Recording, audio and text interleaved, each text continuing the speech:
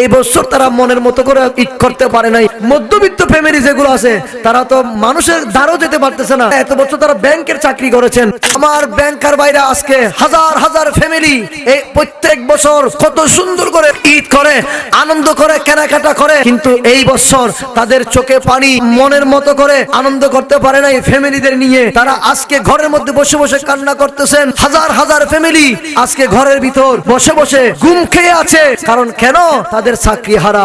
Eid bonus পেয়ে তারা বাড়িতে এসে ফ্যামিলিদের নিয়ে, বউ বাচ্চাদের নিয়ে কত সুন্দর ঈদের আনন্দ করে, কিন্তু এই বছর তারা সেই সুখটা পায় নাই। এই বছর তারা মনের মতো করে ঈদ করতে পারে নাই। ঘরের ভিতরে বসে বসে কান্না করতেছেন।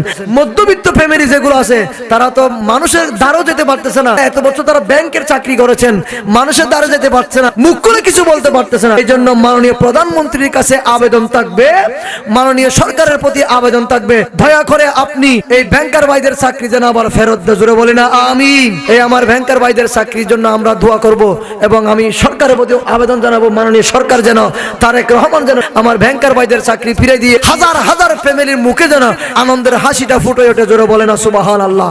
আল্লাহ তোমার গায়েবী মদদ থেকে, গায়েবী হাজিরা থেকে এই ব্যাংকারের চাকরি যেন ফেরত আসে। জোরে বলি না আমিন।